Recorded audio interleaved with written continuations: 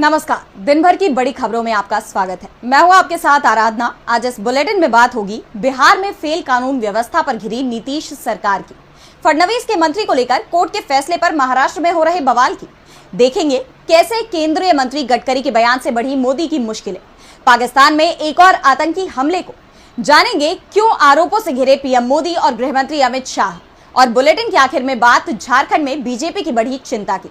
लेकिन दिन भर की तमाम बड़ी खबरों से पहले एक नजर आज की सुर्खियों पर।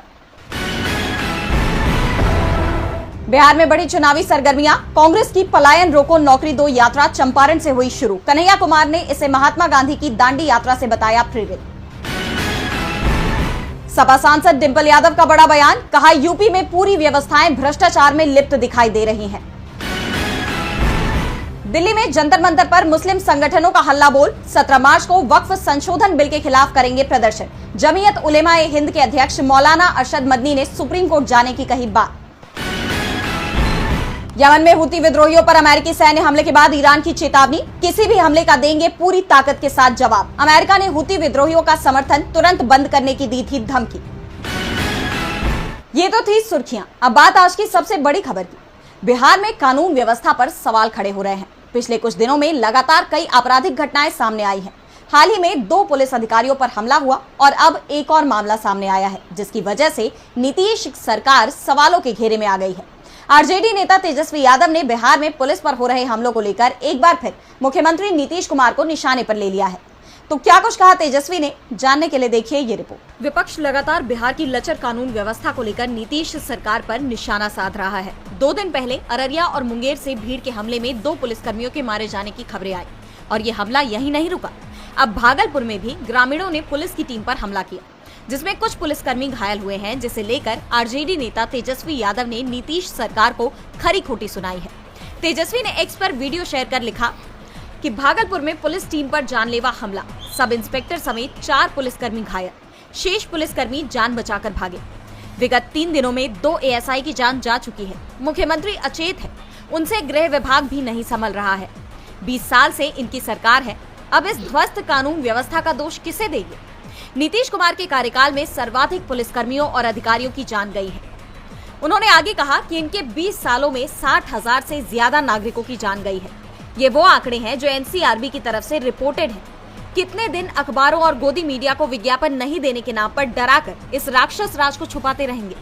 जिनके भाई, बेटे और पिता गुजरे हैं, उनसे उनका दर्द पूछिए। इन घटनाओं को लेकर बिहार सरकार की काफी किरकिरी हो रही है, लेकिन बिहार के हालात सुधरते नहीं दिख रहे। इन घटनाओं को लेकर बिहार की एनडीए सरकार की काफी किरकिरी हो रही है, तो महाराष्ट्र में धनंजय मुंडे के बाद एनडीए सरकार के एक और मंत्री सरकार की किरकिरी कराते दिख रहे हैं।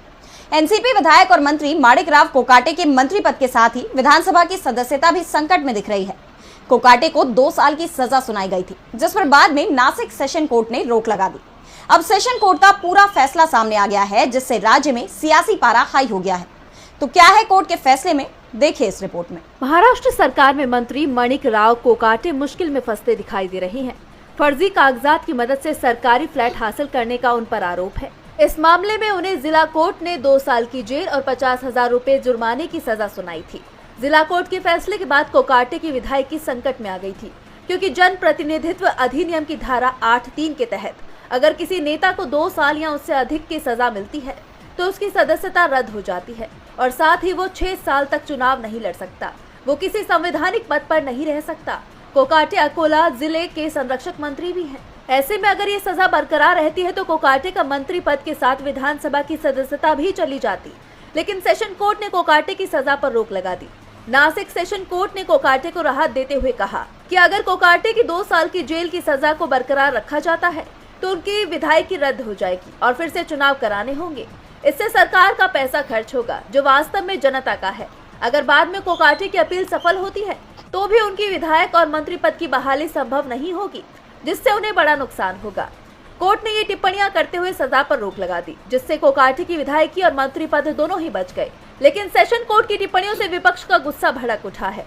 विधानसभा में कांग्रेस के नेता विजय वडेट्टीवार ने कहा कि कोर्ट की ये दलील हास्यास्पद है कि सजा सुनाने से चुनावी खर्च बढ़ेंगे, इसलिए कोकाटे को स्टे दिया गया है।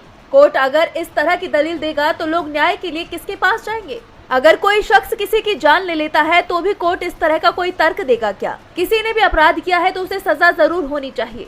शरद पवार की अगुवाई वाली एनसीपी से विधायक रोहित पवार ने भी इस पर तीखी प्रतिक्रिया दी है। रोहित पवार ने कहा कि नासिक सेशन कोर्ट का फैसला दुर्भाग्यपूर्ण है। चुनावी खर्च देखने का काम अदालत का नहीं है। मैं हाई कोर्ट और सुप्रीम कोर्ट से अपील करता हूं कि वो इस मामले का संज्ञान लें और उचित कार्रवाई करें। कोकाटे की सजा पर रोक लगाने का कोर्ट का ये फैसला विवादों से घिर गया है, तो चर्चा में केंद्रीय मंत्री और बीजेपी के दिग्गज नेता नितिन गडकरी का बयान भी है। वो अक्सर ही ऐसे बयान दे जाते हैं जो मोदी के लिए मुसीबत बनते हैं। मोदी देश में हिंदू मुस्लिम राजनीति का नैरेटिव बनाने में जुटे हैं, वहीं गडकरी ने ठीक इसके विपरीत बयान दिया है। तो इस बार किस तरह गडकरी ने फंसा दिया मोदी को, देखिए इस रिपोर्ट में। केंद्रीय मंत्री नितिन गडकरी अपने बेबाक बयानों के लिए अक्सर सुर्खियों में भी रहते हैं। अब उनका एक और बयान आया है जिसमें उन्होंने अल्पसंख्यकों पर बड़ी बात कही, साथ ही जाति की राजनीति पर कहा कि वो अपने सिद्धांतों पर कायम रहेंगे, फिर चाहे वो चुनाव में हार क्यों न जाए या फिर उन्हें मंत्री पद गंवाना पड़े, लेकिन कभी भी समझौता नहीं करेंगे। गडकरी ये भी कहते नजर आए कि जो करेगा जात की बात उसके मारूंगा कस के लात। तो सुनिए क्या कुछ कहा नितिन गडकरी ने।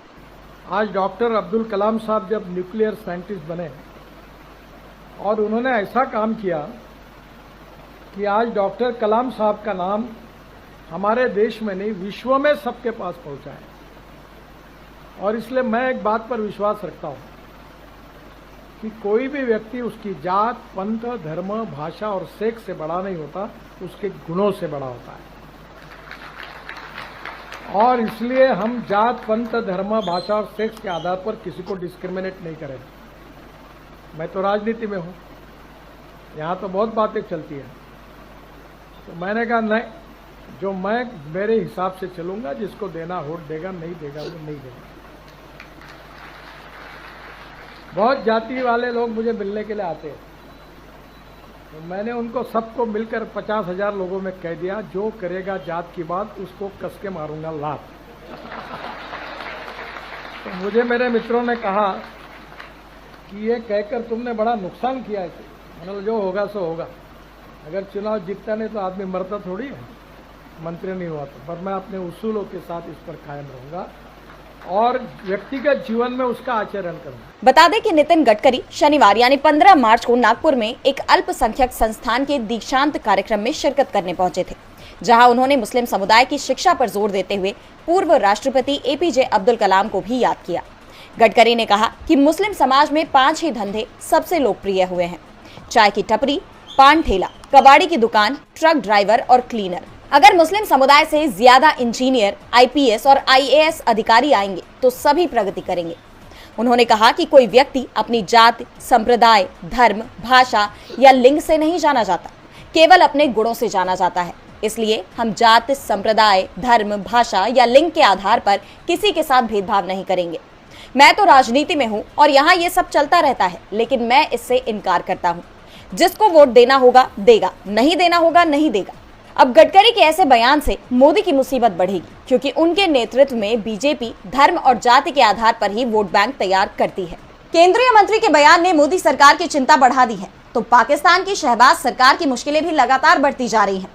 जाफर एक्सप्रेस हाईजैक मामले में पहले से उनकी दुनिया भर में किरकिरी हो रही थी। इस घटना के पीछे बलूच लिबरेशन आर्मी यानी बीएलए का हाथ बताया गया, और अब बीएलए ने पाकिस्तान की सेना पर एक और बड़ा हमला किया है। इस बार पाकिस्तानी सेना का काफिला निशाना बनाया गया। तो हमले में कितने सैनिकों की गई जान, जानने के लिए देखिए ये रिपोर्ट। बलूच लिबरेशन आर्मी यानी बीएलए ने पाकिस्तानी सेना के काफिले पर जबरदस्त हमला किया है। ये हमला क्वेटा से 150 किलोमीटर दूर नोशकी में हुआ। हमले के बाद पाकिस्तानी सेना ने इलाके में हेलीकॉप्टर और ड्रोन तैनात कर दिए हैं। इस हमले को लेकर बीएलए और पाकिस्तान की सरकार के अलग अलग दावे हैं। हमला उस वक्त हुआ जब पाकिस्तानी सेना का काफिला शनिवार को क्वेटा से ताफ्तान जा रहा था। इस काफिले में सेना की 8 बसें थी जिन पर हमला किया गया। इसके लिए आईईडी से लदे एक वाहन का इस्तेमाल किया गया और उसकी टक्कर सेना के काफिले की एक बस से करा दी गई। नोशकी स्टेशन के एसएचओ जफरुल्लाह सुलेमानी ने भी इसे आत्मघाती हमला बताया है, जिसमें हमलावर ने विस्फोटक से भरे वाहन की टक्कर सेना के काफिले की बस से कराई। उन्होंने बताया कि घायलों को पास के अस्पताल में भर्ती कराया गया है। इस हमले को लेकर बीएलए की तरफ से भी एक बयान जारी किया गया, जिसमें उसने हमले की जिम्मेदारी ली है। बीएलए ने कहा कि बीएलए की फिदाइन यूनिट द मजीद ब्रिगेड ने नोशकी में आरसीडी हाईवे पर पाकिस्तानी सेना पर हमला किया है। सबसे पहले सेना की एक बस को निशाना बनाया गया।